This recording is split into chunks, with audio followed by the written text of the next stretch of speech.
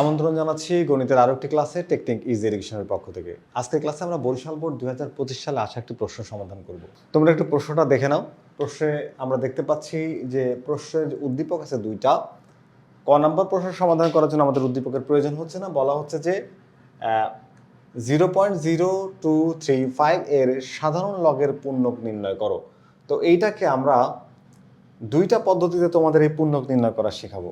দেখো এইখানে প্রথমে আমাদের টেক্সট বুকে যেভাবে দেওয়া আছে, আমাদের পাঠ্য বইতে যেভাবে সমাধান করা আছে সেইভাবে সমাধান করাটা বেশি ভালো আর কি। কারণ টেক্সট বুকের বিকল্প আসলে কিছু হয় না। আমাদের টেক্সট বুকে যেভাবে করা আছে সেভাবে আমি প্রথমে তোমাদের করে দেখাই, তারপর একটা সহজ পদ্ধতিতে তোমাদের করে দেখাবো।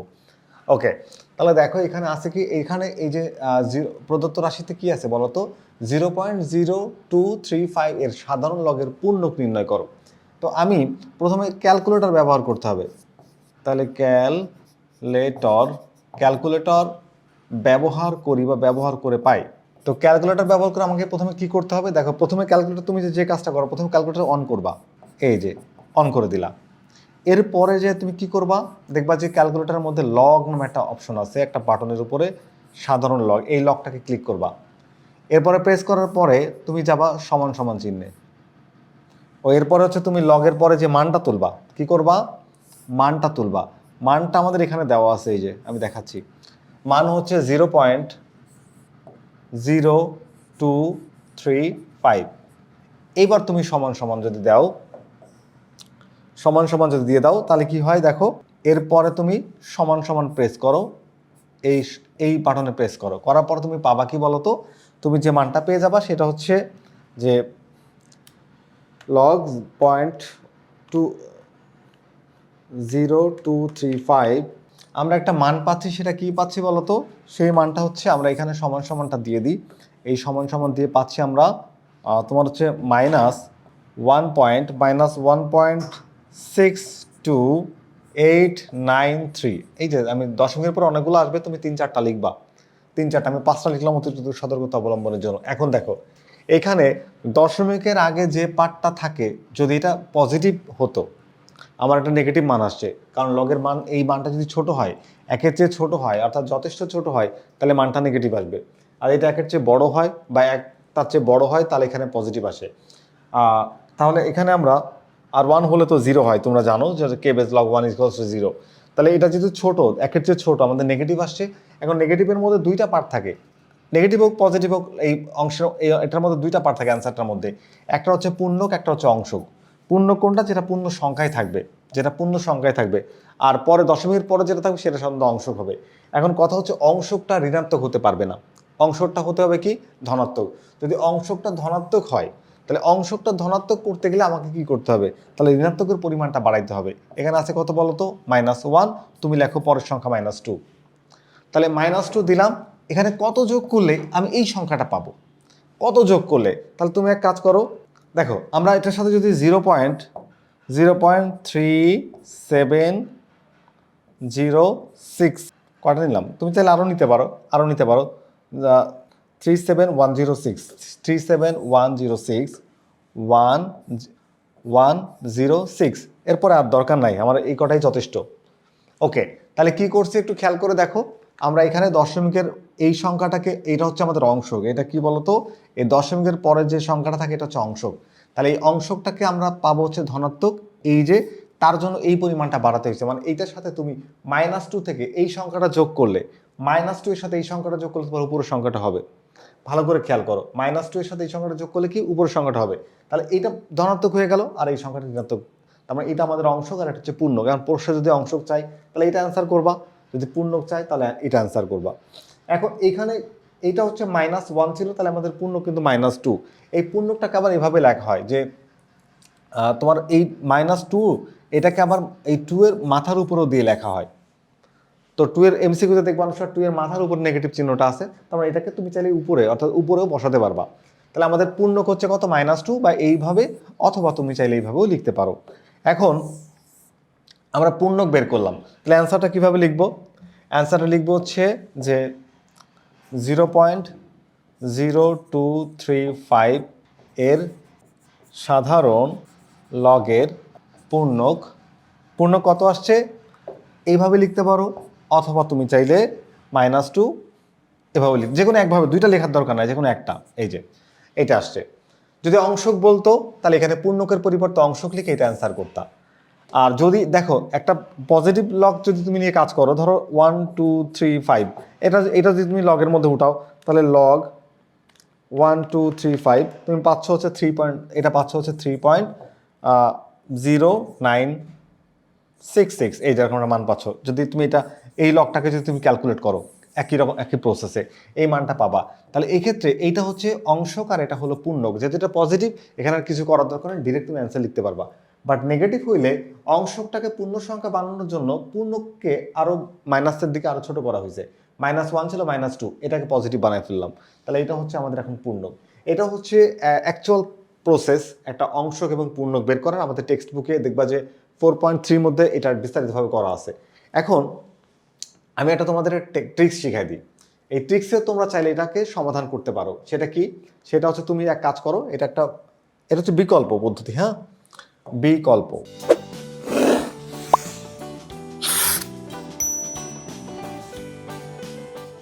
ওকে, তো বিকল্পটা কি? দেখো 0.0235।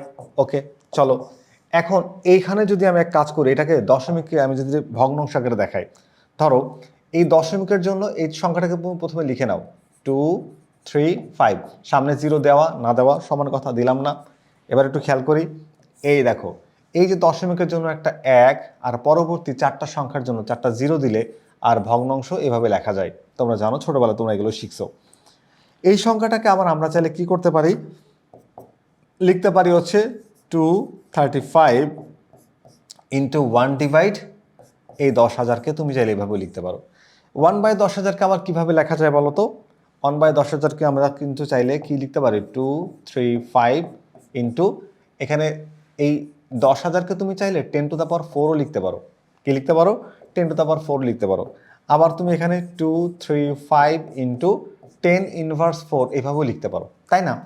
এখন দেখো এই ধরনের সংখ্যা, এটা একটা বৈজ্ঞানিক পদ্ধতি লেখা, সায়েন্টিফিক মোডে লেখা। তো এই ধরনের সংখ্যা সাধারণত একটা সংখ্যার পরে দশমিক হয়, একটা সংখ্যার পর দশমিক। তাহলে একটা সংখ্যার পর দশমিক করতে গেলে আমাকে কি করতে হবে? এই হলো দশমিক নিয়ে আসবো, দশমিকের জন্য 1, পরপর 2 সংখ্যা 2টা 0। তার মানে আমাকে কি করতে হবে? 100 দ্বারা এটাকে ডিভাইড করতে হবে। 100 দ্বারা ডিভাইড করলে এখানে আছে 2টা আর এখানে 2টা বাদ যাবে। কি হবে? 2টা বাদ যাবে। সেক্ষেত্রে আমরা যদি এরকম করি, দেখো এই সংখ্যাটা যথেষ্ট বড়, তাহলে 2.35 লিখলাম, 2.35 লিখলাম। কয় সংখ্যা? 2 সংখ্যা আগে আসছি। তাহলে এখানে 10⁻, এই 10⁻⁻4 এর কাছে তুমি -2 লিখবা।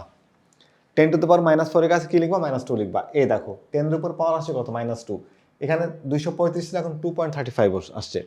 তাহলে 10⁻², এই যে -2, এটাই হচ্ছে সাধারণ লগের পূর্ণক। ঠিক আছে, এটা কি? লগের পূর্ণক। ওকে, আশা করি তোমরা এভাবে এমসিকিউতে সমাধান করতে পারো। আবার তুমি যদি সিকিউতে সমাধান করছো সেটাও পারো, এটা কিন্তু বিকল্প। আর এটা তো আমাদের অ্যাকচুয়াল পদ্ধতি, যেভাবে আমরা হচ্ছে লগের পূর্ণক বা অংশক বের করি। তো ছোট্ট একটি প্রশ্ন আমরা সমাধান করলাম, আশা করি তোমরা বুঝতে পেরেছো। পরের প্রশ্নে চলে যাব। পরের প্রশ্নে বলা হচ্ছে, দেখাও যে p = 3/2।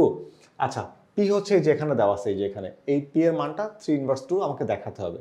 তাহলে চলো এটা আমরা সমাধান করার চেষ্টা করি। তো আমরা এখন আমাদের এই প্রশ্নটাকে একটু তুলে নিলাম। আমাদের এই প্রশ্নটা এরকম দেওয়া ছিল, আমরা প্রশ্নটা তুলে নিলাম p এর মানটা।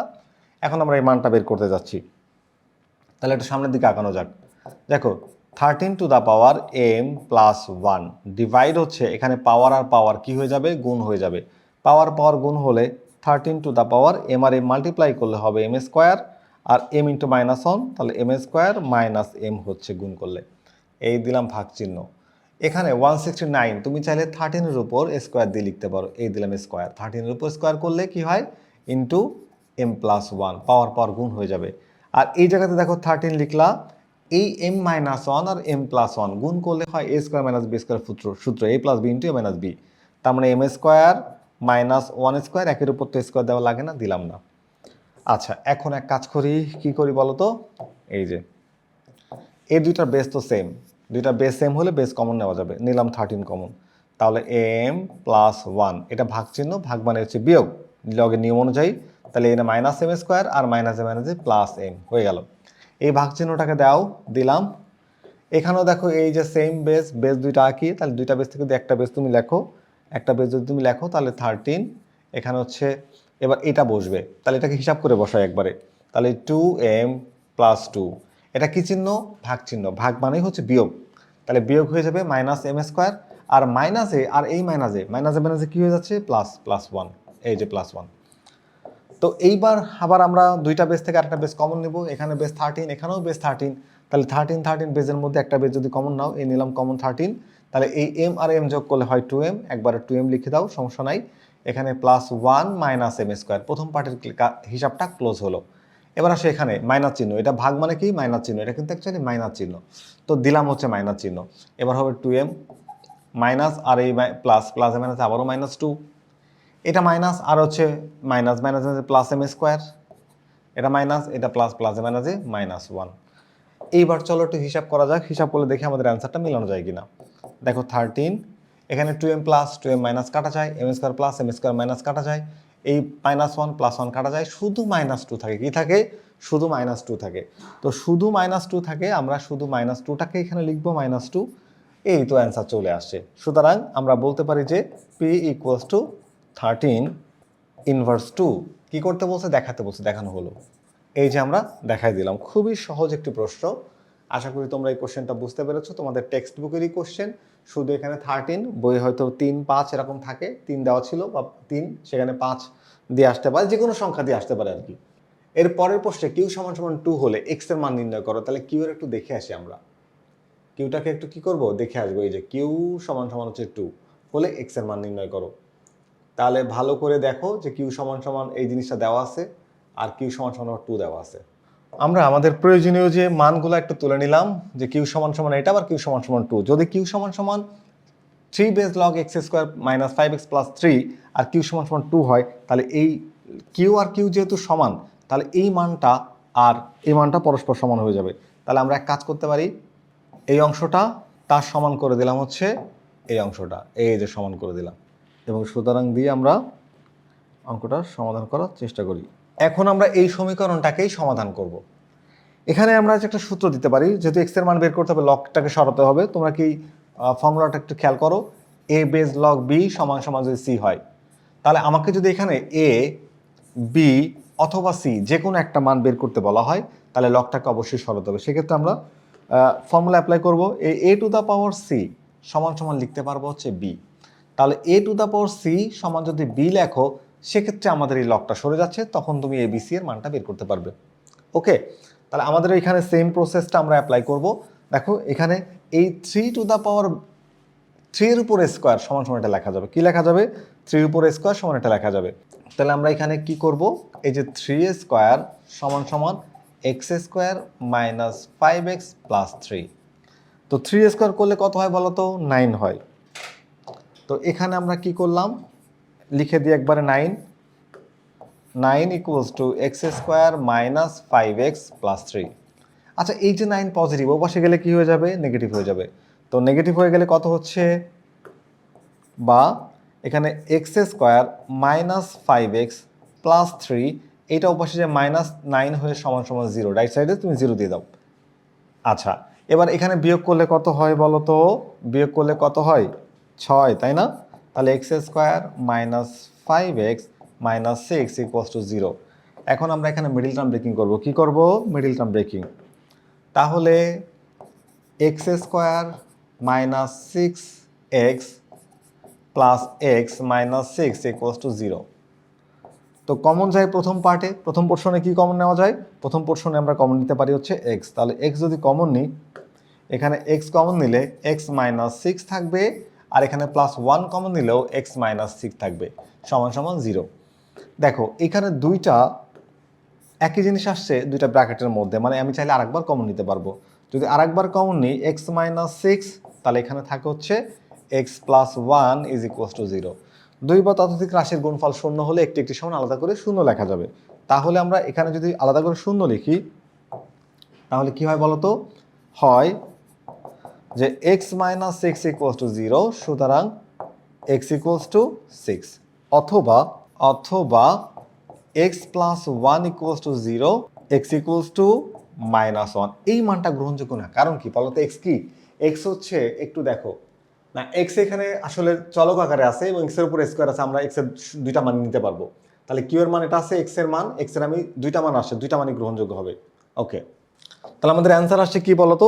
অ্যান্সার আসছে হচ্ছে 6 আর হচ্ছে -1। তাহলে আমাদের অ্যান্সার কি? অতএব নির্ণয় মান হচ্ছে x ইকুয়ালস টু 6 অথবা x ইকুয়ালস টু -1। এই হচ্ছে আমাদের অ্যান্সার।